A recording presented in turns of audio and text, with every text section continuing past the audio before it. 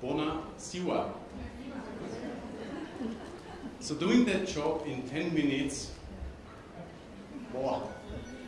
And this is also some sort of dedication to chronic disease management. So the chronic disease of presentation is what? They exceed or over-exceed time. So therefore, I just could say thank you for your patience and sit down, but I will have some slides. And this is the first presentation after lunch. Let's do something together. Do you agree? It's a simple thing. You just have to say yes or no or give a sign. But as this deals with some, maybe this is also known in healthcare, privacy issue, I would suggest the following.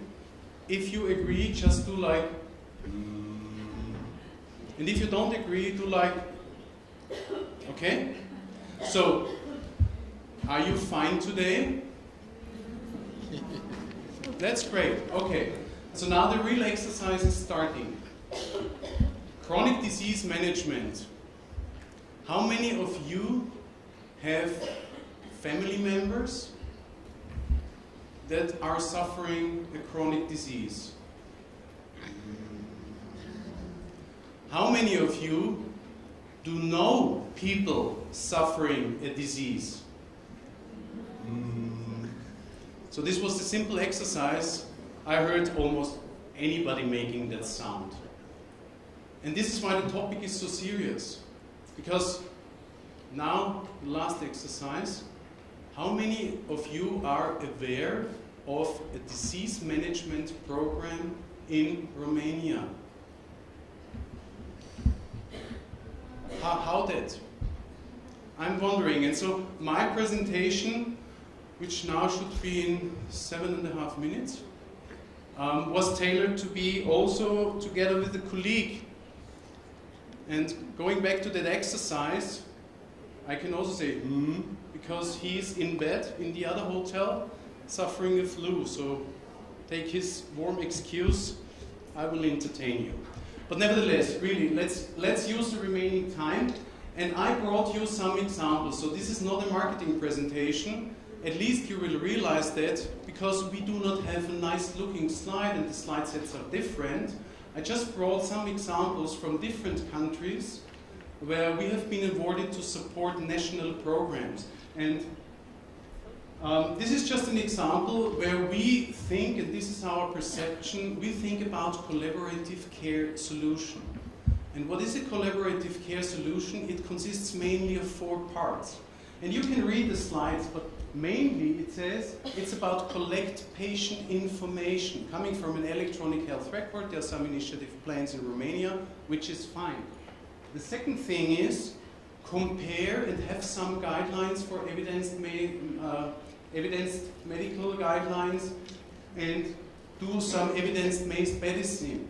The third area is identify and communicate some alerts of the combination of this information. This has already something to do with a disease management program. And underlying you have the fourth area, which is mainly dealing with national registers. So this is about making information available. Especially once we start to talk about disease management program, there is a need to have one cancer register, one diabetes register, and so on and so forth. So this is just how information should be gathered around disease management program. So we see this as a foundation for disease management programs. And if we go to the next slide, which is already up there, then the interesting thing is, if you have some clinical guidelines, treatment guidelines, whatever it is in place, then this could be a typical picture of structured information towards those 4 areas. And you can see some information on the diagnose and evaluation side. You can see some information available on prevent and monitor complications, which is part of the treatment episode itself, so not disease management up front. Manage the disease and complication. Usually there is little support out there at the moment, And once it comes to medication safety, there might be some information available in the hospital, but it definitely ends once the patient is going home or suffering chronic disease, because the pharmacies are not connected at the moment.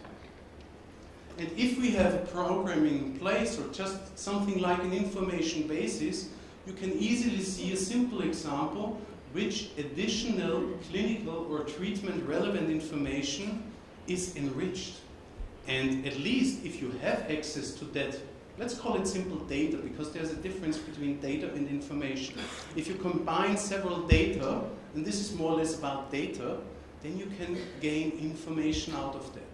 And this is what needs to be done for chronic disease management especially. And so it is pretty obvious, and this was also part of our starting exercise, chronic disease management is important. And here you find some numbers why it is really important.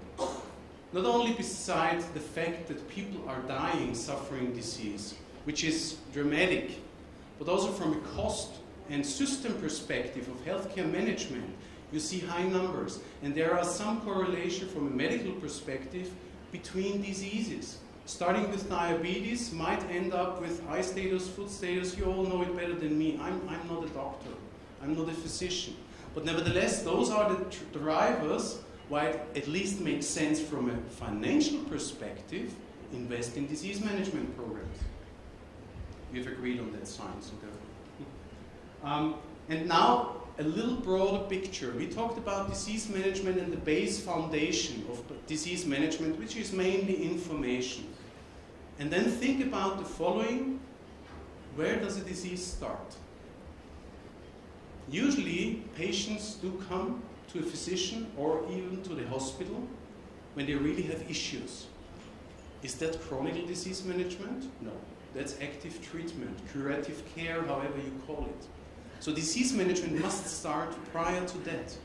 So therefore, a good disease management program, and therefore a good clinical practice, I would call it, to stress a little bit GCP guidelines here, a program like this should start even in well-being, because it deals a lot with change the behavior of citizens, people, human beings. This is not particularly a health issue, and this might be the system issue, because it's not part of health. So therefore it's, I would say, somebody else should do it. But from a perspective of a country like Romania, and if you're really talking about disease management programs, you should consider the fact that it starts with well-being programs, which is information, try to change the lifestyle, then have an appropriate disease management program starting with prevention, and then you're in the hospitalization and the classic disease management, how we perceive it today, like hospital, GPs, and a specialized aftercare program. It's not only rehabilitation. It's not that those symptoms are fading away. Those patients need to have assistance even after that, to not fall back into their old patterns. So that's a social thing.